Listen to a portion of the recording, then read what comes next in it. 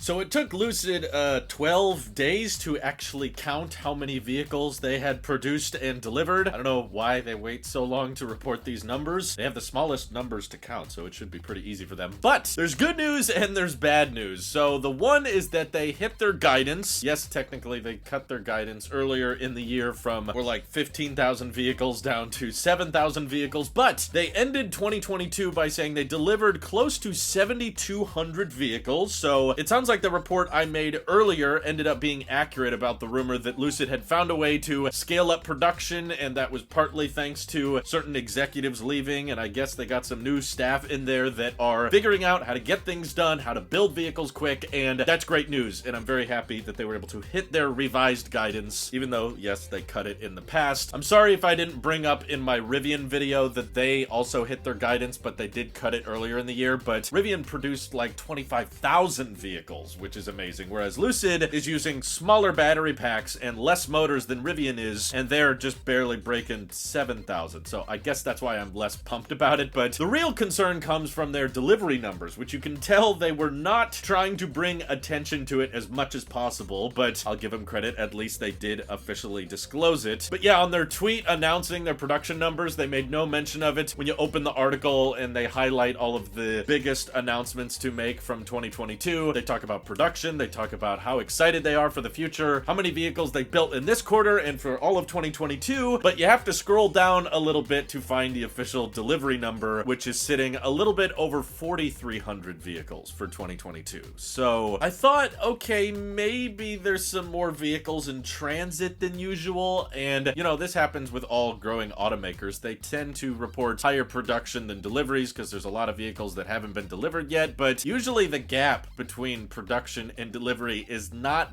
this high. This is roughly like 40% of the vehicles that they built last year have not found buyers, and I'd be willing to excuse it and say, well, maybe there's a bunch of vehicles in transit if at least Lucid disclosed that somewhere on their website. They were like, it's going to take a while for those deliveries to begin because we are prioritizing vehicles based on when they were ordered, not geographically, which would be a good excuse as to why vehicles are taking a while to deliver, but they didn't even have an excuse for it. Usually Tesla says that. They're like, this quarter we had more vehicles in transit than usual, and couple that with what we know from the previous earnings call, which is that Lucid is losing orders. They delivered a certain number of vehicles, but the reservation backlog went from 37,000 to 34,000, and we knew in that same period they had not delivered 3,000 vehicles, which meant that there was roughly about 1,500 people that used to have an order for a Lucid that backed out on their order. Plus, Lucid is the only electric vehicle startup that I've ever seen that lets non-reservation holders order from existing inventory. So basically what I'm trying to say is the fact that Lucid didn't have an excuse for this means that production is ramping, and that's a good sign. That's an important part of the business, but they're still struggling to find buyers for their vehicles, even with the price cuts we talked about earlier, and I think this is probably one of the fundamental biggest challenges Lucid is going to face. So I'm happy to find out that they seem to have gotten their production line going at a decent volume, but based on their earnings reports, it doesn't seem like they're selling vehicles at a profit, and that's typical for most EV startups. They take a while to get profitable, but Lucid doesn't have that much cash in the bank to sustain their burn rate for much longer, even with their latest funding round, and they seem to progressively have a harder time finding people to actually buy their cars. Usually we don't have demand issues in the EV market, but I feel like Lucid genuinely does, and I'm not sure if they're going to be able to turn that around. I think it's a combination of Lucid relying too much on Electrify America, which is super unreliable, and likely people that are willing to drop, you know, 6 figures on their electric vehicle are smart enough to do a little bit of research, and they probably figure out after watching videos of Lucid Airs that, yeah, that max range number doesn't necessarily make it a great road trip machine if it's relying on the Walmart charging standard and you gotta wait for Chevy Bolts to finish charging before you can charge your car. Combine that with maybe the luxuriness of the Lucid is not as luxurious as a Mercedes S-Class vehicle, which they now have electric versions of in similar pricing. And I've also consistently, every time I've talked about Lucid in my videos, heard people in the comment section that have inspected them at detailing shops that quality control on the vehicles is honestly not great, and it reminds them of early Tesla or present Tesla days, I guess. And that was